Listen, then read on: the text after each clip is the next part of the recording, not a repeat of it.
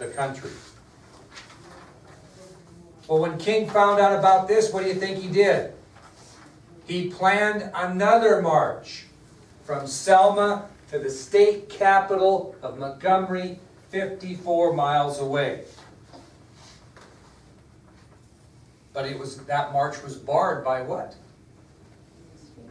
Barred by that's the only thing that can keep you from doing something like that. A federal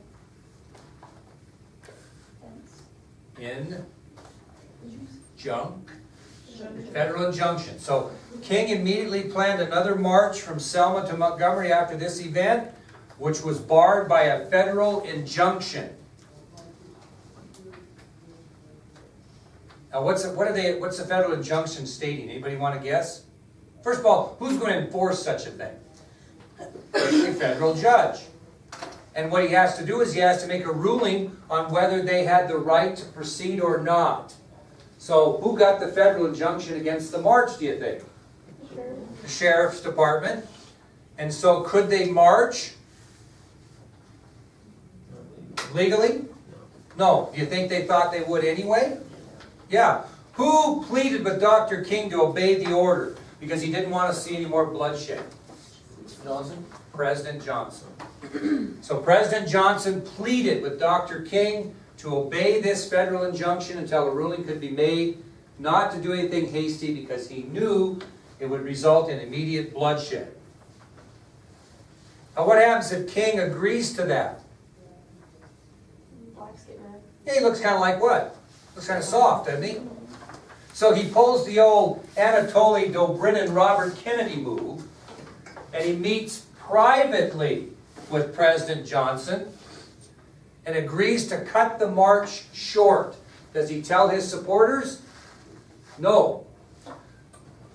So, President Johnson pleaded with Dr. King to obey the injunction to prevent any more bloodshed. King agreed to meet privately with President Johnson, and he agreed to cut the march short. How long is the march supposed to be? 54 miles. And his followers didn't know this. And King decides he will march this second march, despite any fear of his safety. So King agrees to cut the march short. He and the President of the United States are the only ones to know it. And he joins the 600 demonstrators again in Selma to march toward the Edmund Pettus Bridge and then on to Montgomery. Okay? By now, his 600 supporters go to 2,000. Holy smokes, does this have fireworks written all over it? So it goes from 600 supporters to 2,000 now, as they begin this second march.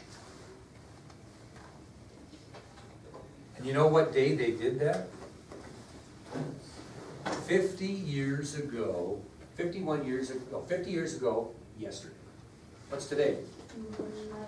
Okay. So on March 8th, 1965, King led that march of 2,000 supporters toward the Edmund Pettus Bridge. They stopped at the bridge and knelt in prayer. Something he added. So on March 8th, 1965, 50 years ago yesterday, King leads 2,000 supporters to the Edmund Pettus Bridge where they kneel in prayer.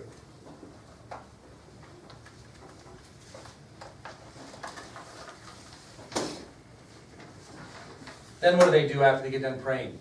What does King do? Turns around and marched back into Selma. To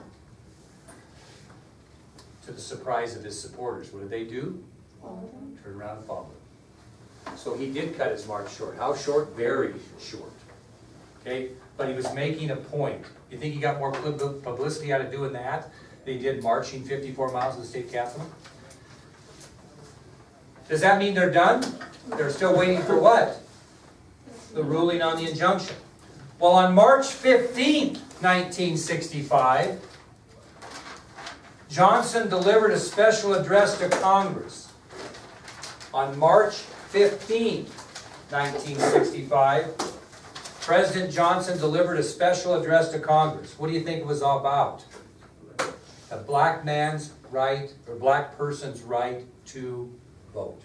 So Johnson decides to address Congress in a special speech on March 15, 1965 to talk about the rights of black Americans to vote. This is a Southerner doing this, folks. Unprecedented that Johnson would take this on. Okay? Now during this address, which was fairly lengthy, he ended it with the following words you need to write down. So at the end of his address to Congress on March 15, 1965, he ends his address with the following words. March 15, 1965, Johnson delivers a special address to Congress on the rights of black Americans to vote, and he ends his address with these three words. We shall overcome. He ends his address with the words, we shall overcome. Why is that significant? We shall overcome. Okay. Who's used these three words in many, many speeches over the last decade? Martin Luther King Jr.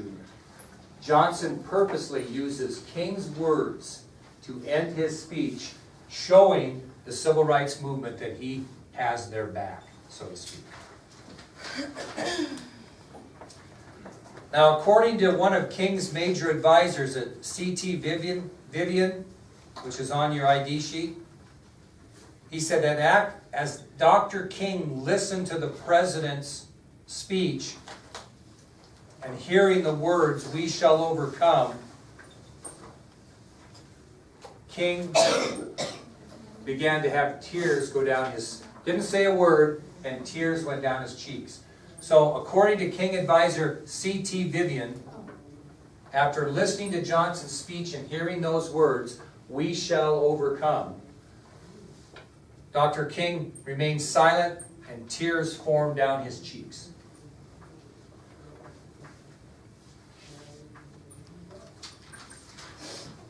This inspired King, after the injunction was removed, to do what?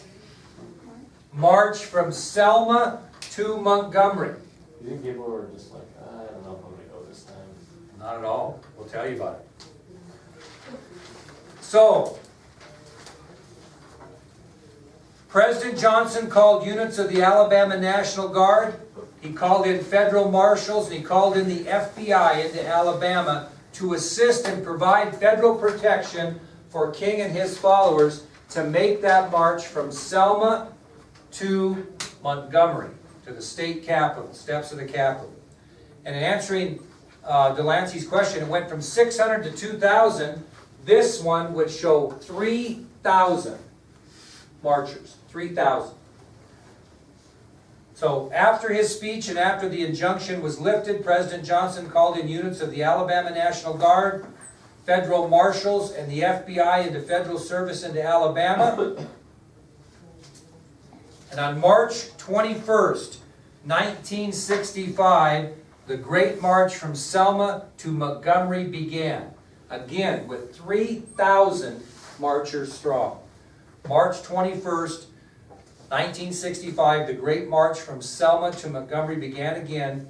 Nearly 3,000 marchers, along with Dr. King. This time, of course, they'd have the protection of the federal marshals, the National Guard, the FBI. How long do you think it took him to march? 54 miles. 5 days.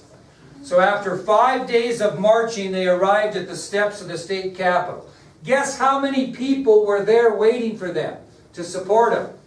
25,000 people were at the steps of the state capitol 5 days later waiting for King and his followers. And what do you think King did at the steps of the state capitol when they arrived? He gave a speech. Yep. So they arrived 5 days later into Montgomery, 25,000 people there waiting for them, supporting them, and King again gives a speech. And in one of the sentences in his speech, he said, "Our feet are tired, but our souls are rested." Our feet are tired, but our souls are rested. What happened within a short time of this particular march? What was the goal here? Not so much, 3 million, that was the start, but what did they want Johnson to do? So, within a short time of the March of Montgomery, the Voting Rights Act of 1965 was passed through Congress, which forced the issue legally that all people, including blacks, had the right to register to vote. So as a result of this march from Selma to Montgomery and all the things that happened in between, the Voting Rights Act of 1965 was passed through Congress, which was a huge help to black people registering to vote, and something that Johnson had to work very, very hard to get support in Congress on. He didn't have a lot of it. He was persuasive somehow. Okay, we'll quit there, and Taryn and Josh will go to the counseling office, and they will grab a cake and 2